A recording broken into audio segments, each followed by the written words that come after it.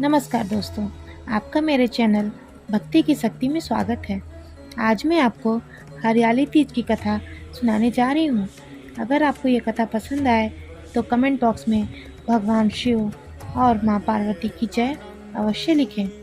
सावन मास की शुक्ल पक्ष की तृतीया को श्रावणी तीज कहते हैं और लोग इसे हरियाली तीज भी कहते हैं। यह त्यौहार मुख्य रूप से उत्तर भारत में मनाया जाता है। इस दिन स्त्रियां माता पार्वती और भगवान शिव का पूजन करती हैं। इस दिन महिलाएं निर्जला व्रत रखती हैं। यह व्रत करवा चौथ से भी कठिन माना जाता है। इस दिन महिलाएं पूरा दिन बिना भोजन और जल के व्यतीत करती हैं। दूसरे दिन स्नान और पूजा के बाद भोजन ग्रहण करती हैं। इसी कारण इस व्रत को करवा चौथ से भी कठिन माना जाता है। इसी दिन जगह जगह झूले बनाए जाते हैं। इस दिन महिलाएं हरे या लहरिया साड़ी या लहंगे पहनती हैं और गीत गाती हैं, मेहंदी लगाती हैं, 16 श्रृंगार करती हैं, झूला झूलती हैं और नाचती हैं। हरियाली तीज के दिन अनेक स्थानों पर मेले लगते हैं। हिंदू धर्म शास्त्रों के अनुसार किसी व्रत का पुण्य फल कथा श्रवण या कथा के बाद ही मिलता है। अगर आप भी हरियाली तीज का व्रत रख रही हैं तो इस दिन हरियाली तीज की कथा का पाठ अवश्य करें। आइए कथा शुरू करते हैं। एक समय की बात है, माता पार्वती अपने पूर्वजन्म के बारे में याद करना चाहती थी, लेकिन उन्हें कुछ याद नहीं आ रहा था। ऐसे में भगवान शिव देवी पार्वती से कहते हैं, हे पार्वती, तुमने मुझे प्राप्त करने के लिए 107 बार जन्म लिया था, लेकिन तुम मुझे पति रूप में ना पा सकी। लेकिन 108वें जन्म में तुमने पर्वतराज हिमालय के घर जन्म लिया और मुझे वर रूप में प्राप्त करने के लिए घोर तपस्या की।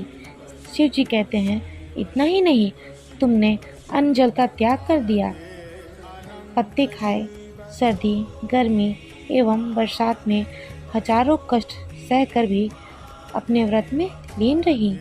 तुम्हारे कष्टों को देखकर तुम्हारे पिताजी बहुत दुखी थे। तब नारद मुनि तुम्हारे घर पधारे और कहा कि मुझे भगवान विष्णु ने भेजा है। भगवान विष्णु आपकी कन्या से अत्यंत प्रसन्न हैं और वे उनसे विवाह करना चाहते हैं। मैं भगवान विष्णु का यह संदेश लेकर आपके पास आया हूँ। नारद जी के प्रस्ताव को सुनकर पार्वती जी के पिता खुशी से भगवान विष्णु के साथ अपनी पुत्री का विवाह के लिए तैयार हो गए। नारद मुनि भी भगवान विष्णु को यह संदेश सुना दिया, लेकिन जब यह बात माता पार्वती को पता चली तब वह बहुत दुखी हुई। पार्वती ने अपने मन की बात अपनी सखी को सुनाई। तब सखी माता पार्वती को घने जंगल में छुपा दिया। जब पार्वती के गायब होने की खबर हिमालय को मिली तब उन्होंने पार्वती को ढूंढने में धरती पाताल एक कर दिया, लेकिन पार्वती का कहीं पता नहीं चला, क्योंकि देवी पार्वती तो जंगल में एक गुफा के अंदर रेत से शिवलिंग बनाकर शिव जी की पूजा कर रही थी।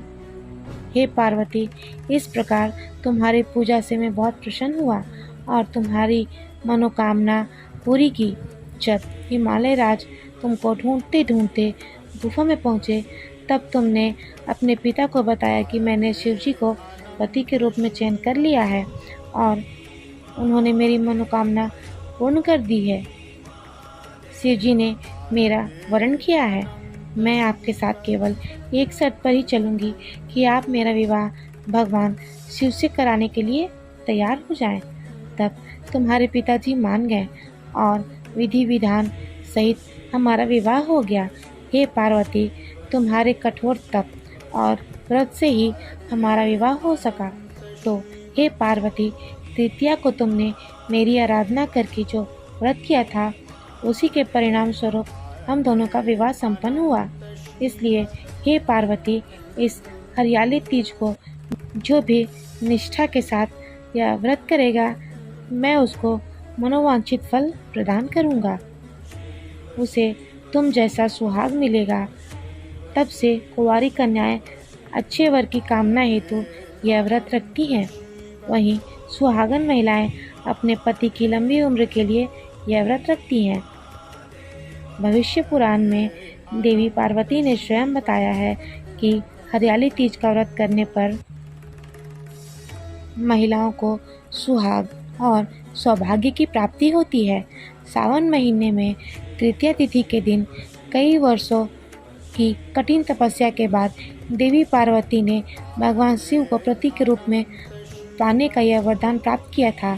इसलिए इस व्रत का बड़ा ही महत्व है। जय हो भगवान शिव की, जय हो माता पार्वती की। हरियाली तीज की पूजा विधि। सुहागन महिलाएं सुबह स्नान आदि से निवृत्त होकर अपने मायके से आई साड़ियाँ और श्रृंगार का सामान का उपयोग करती हैं। इसके बाद शुभ मुहूर्त के अनुसार माता पार्वती और भगवान शिव गणेश भगवान की प्रतिमा स्थापित करती हैं। सबसे पहले गणेश पूजा करती हैं।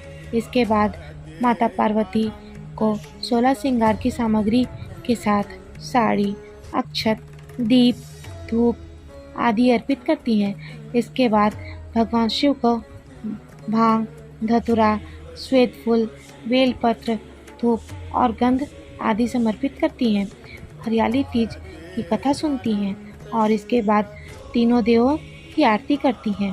अंत में सभी भक्त गणों में प्रसाद और पंचामृत का वितरण करती हैं। यह व्रत निर्जला होता है, इसलिए यदि आप हरियाली तीज व्रत रख रही हैं तो ध्यान रहे कि व्रत की शुरुआत से लेकर पारण तक जल ग्रहण ना करें। इस व्रत में हरे रंग का महत्व होता है। हरा रंग अखंड सौभाग्य का प्रतीक माना जाता है और यह रंग शिव जी और माता पार्वती को बेहद प्रिय है। इसलिए महिलाएं इस व्रत में हरे रंग की चूड़ी, बिंदी, हरी साड़ी और अन्य श्रृंगार की सामग्री में हरे रंग का इस्तेमाल ज़्यादा करती हैं।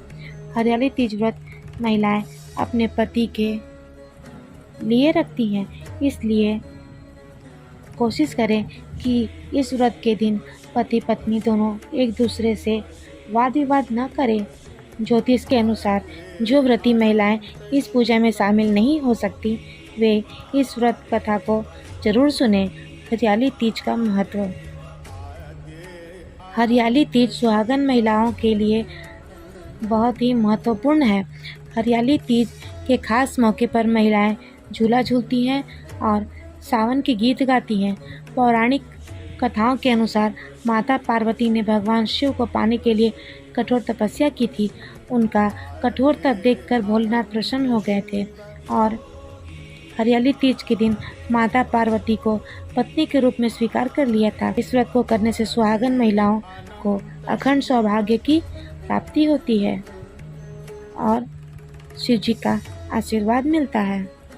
अगर आपको मेरी यह कहानी पसंद आई हो तो मेरे वीडियो को लाइक करें और ज़्यादा से ज़्यादा शेयर करें। धन्यवाद।